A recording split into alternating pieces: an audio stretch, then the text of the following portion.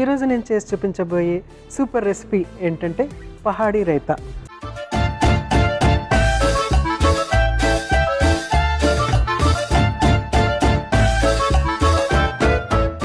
పహాడీ రైతాకి కావాల్సిన పదార్థాలు ఏంటో ఒకసారి చూసేద్దాం. కీరా, పెరుగు, అల్లం, వెల్లుల్లి, పచ్చిమిర్చి, ఉప్పు, కొత్తిమీర, పుదీనా, ఆవాలు, జీలకర్ర. అన్ని ఇంగ్రీడియంట్స్ మనం ఇక్కడ రాగా ఉపయోగించుతాము. సో పహాడీ అనగానే ఏంటంటే, పహాడీ అంటే కొండలు అనమాట. కొండ ప్రదేశంలో పుట్టినటువంటి రెసిపీ అనమాట ఇది. కొండ ప్రదేశం, స్పెషల్లీ ఇది ఉత్తరాఖండ్లో పుట్టిందనమాట. సో అక్కడ కొంచెం వెదర్ అనేది కొంచెం చల్లగా ఉంటుంది కాబట్టి కొంచెం స్పైసీగా ఆహారం తీసుకుంటే బాగుంటుంది. స్పెషల్లీ పెరుగు తీసుకుంటున్నప్పుడు ముఖ్యంగా పెరుగు అనేది ఏంటంటే చలువ ఆహార పదార్థంగా అనుకుంటారు కదా. కూల్గా ఉన్నటువంటి ప్రదేశాల్లో ఏంటంటే పెరుగు తక్కువగా తీసుకుంటూ ఉంటారు, ఎందుకంటే అది కూల్గా ఉంటుంది కాబట్టి. సో దాన్ని కొంచెం స్పైసీనెస్ యాడ్ చేసి ఈ రెసిపీ అనేది పుట్టిందనమాట. సో అందుకనేసి మనము ఫస్ట్ ఆ స్పైసీ ఇంగ్రీడియంట్స్ అన్నీ ఇందులో యాడ్ చేసేసి దాన్ని చక్కగా గ్రైండ్ చేసేసుకుందాము. సో ఫస్ట్ ఏంటంటే కొంచెం అంతా అల్లం, తర్వాత వెల్లుల్లి, పచ్చిమిర్చి, ఆవాలు కొంచెం ఎక్స్ట్రా యాడ్ చేస్తున్నాను. అలాగే జీలకర్ర మాత్రం ఎక్కువ అవసరం లేదు, ఎందుకంటే చాలా ఘాటుగా ఉంటుంది కాబట్టి కొంచెం అంత జీలకర్ర. తర్వాత కొత్తిమీర, నెక్స్ట్ పుదీనా కూడా కొంచెం మరీ ఎక్కువ అవసరం లేదు. మంచి ఘాటు అనేది, ఘాటు అని కాదు, చాలా స్ట్రాంగ్గా ఉంటుంది అనమాట. పుదీనా ఫ్లేవర్ అనేది చాలా స్ట్రాంగ్గా ఉంటుంది. ఇందులో కొంచెం అంత వాటర్ యాడ్ చేద్దాము.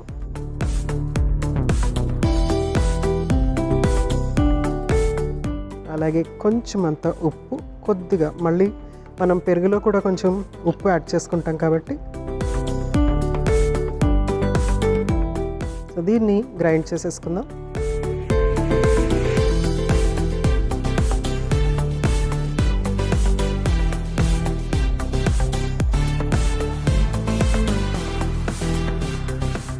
యాక్చువల్గా ఇది బాగా సాఫ్ట్గా గ్రైండ్ అవ్వకుండా ఉంటేనే బాగుంటుంది అనమాట. కొంచెం కచ్చాపచ్చగా చేసుకోవాలన్నమాట, కొంచెం బరకగా. ఇది యాక్చువల్గా రోల్లో గనక మనము రుబ్బుకొని ముద్దలాగా చేసుకుని ఇందులో యాడ్ చేసుకుంటే చాలా ఎక్సలెంట్గా ఉంటుందన్నమాట. గ్రైండ్ చేసుకుని ఆ టేస్ట్ వేరు, రోట్లో చేసుకున్న టేస్ట్ డెఫినెట్గా వేరుగా ఉంటుంది. ట్రై చేసి చూడండి. సో నెక్స్ట్ ఏంటంటే మనము పెరుగుని రెడీ చేసుకుందాం.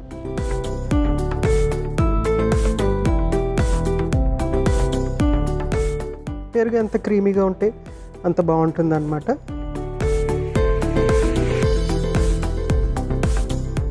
సో పెరుగులో కొంచెం అంత ఉప్పు,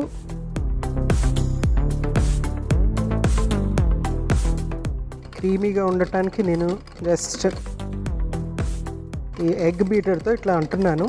మనము మిక్సర్ జార్లో కూడా ఇలా బ్లెండ్ చేసుకుంటే చాలా క్రీమీగా వస్తుంది.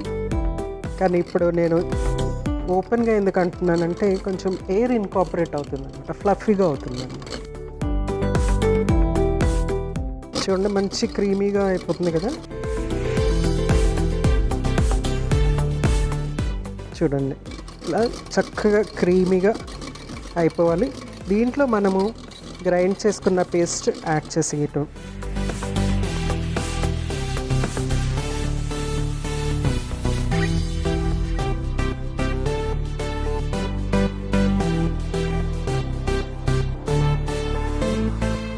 అల్లము, వెల్లుల్లి, పచ్చిమిర్చి, చక్కగా ఆవాలు, జీలకర్ర ఇందులో యాడ్ చేసేస్తాను.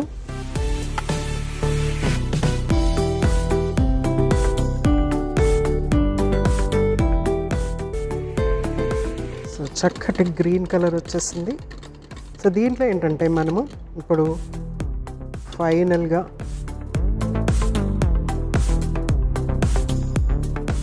కీరా కట్ చేసుకొని చిన్న చిన్న ముక్కలుగా, కీరా చిన్న చిన్న ముక్కలు కానీ లేకుంటే తురుము కానీ యాడ్ చేసుకుంటే బాగుంటుంది అనమాట. తురిమితే బాగుంటుంది, లేకుంటే చిన్న చిన్న ముక్కలుగా చేసుకుంటే బాగుంటుంది.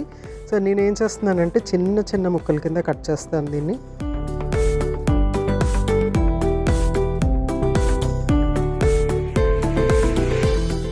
సో స్కిన్ తీయకుండానే ఉపయోగించుతున్నాను ఫైబర్ కంటెంట్ కోసము. మీరు స్కిన్ తీసేసి ఉపయోగించినా కూడా ఓకే.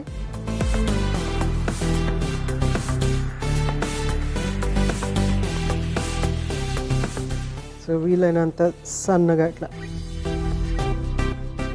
జస్ట్ ఇది 4 o'clock టైంలో, స్పెషలీ డయాబెటీస్ ఉన్న వాళ్ళు కనుక 4 o'clock టైంలో దీన్ని జస్ట్ ఒక స్నాక్ లాగా తీసేసుకోవచ్చు అనమాట. ఎందుకంటే ఆ స్పైసీనెస్ బాగుంటుంది, ప్లస్ వాల్యూమ్ కూడా ఉంటుంది. కీరా యాడ్ చేసేటప్పటికి ఏంటంటే బల్క్ క్రియేట్ అవుతుంది అనమాట, పొట్ట నిండిపోతుంది. క్యాలరీస్ మాత్రం చాలా చాలా తక్కువగా ఉంటుంది ఇందులో. కీరాలో మనకి ఒక 100 గ్రాముల కీరా తీసుకుంటే మనకి మేబీ అరౌండ్ 15 నుంచి 20 క్యాలరీస్ వస్తాయన్నమాట.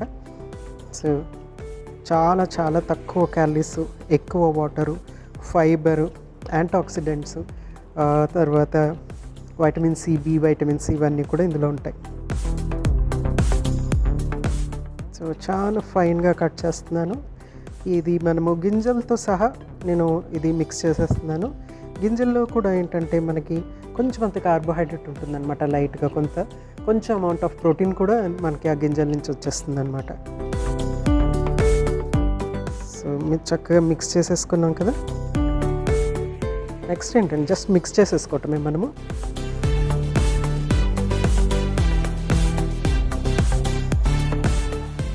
సో చూడటానికి జస్ట్ నార్మల్ రైతాలాగా ఉంది, రెగ్యులర్గా చేసేటువంటి రైతాలాగా ఉంది. కానీ ఇందులో మనము ఆవాలు, జీలకర్ర యాడ్ చేసాము. తర్వాత అల్లము, వెల్లుల్లి పచ్చివి, అన్నీ కూడా పచ్చివి, కొత్తిమీర అవన్నీ గ్రైండ్ చేసి యాడ్ చేసాం కాబట్టి అసలు టోటలీ డిఫరెంట్ ఫ్లేవర్ ఉంటుంది, చాలా చక్కగా ఉంటుంది.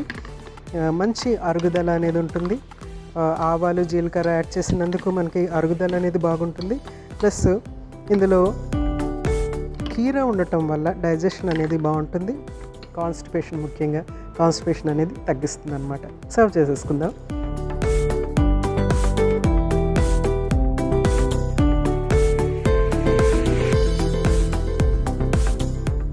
ఎంత కూల్నెస్, పెరుగు మనకి ఇది ఎంత కూల్నెస్ ఇస్తుందో, మనం ఇందులో యాడ్ చేసినటువంటి ఇంగ్రీడియంట్స్ ఏవైతే ఉన్నాయో అవి అంత చక్కటి స్పైసీనెస్, తర్వాత ఆ కూల్నెస్కి బ్యాలెన్స్ అనేది జరుగుతుందన్నమాట.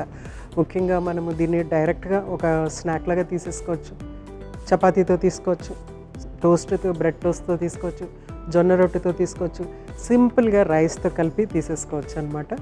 సో ఒక కర్రీలాగా ఉంటుంది, ఒక స్నాక్ లాగా ఉంటుంది, తర్వాత ఒక సైడ్ డిష్ లాగా ఉంటుంది. ఉదాహరణకి ఏదైనా బిర్యానీస్ చేసామనుకోండి, సో ఆ బిర్యానీకి ఇది ఒక సైడ్ డిష్ లాగా ఉంటుంది అనమాట. సో చాలా వర్సటైల్ రైతా ఇది. ముఖ్యంగా మనము ఇందులో ఆ స్పైసీనెస్ యాడ్ చేసేటప్పటికి చాలా ఎక్సలెంట్గా ఉంటుంది. సో తప్పనిసరిగా మీరు ఇది ట్రై చేయవలసినటువంటి రెసిపీ. సో దీంట్లో మనము కొంచెం అంతా గార్నిష్ చేద్దాము. బ్యూటిఫుల్, చూడటానికి సింపుల్గా అనిపిస్తుంది, చేయటం కూడా చాలా సింపుల్, కానీ ఇది ఇచ్చేటువంటి బెనిఫిట్ మాత్రం ఎక్సలెంట్.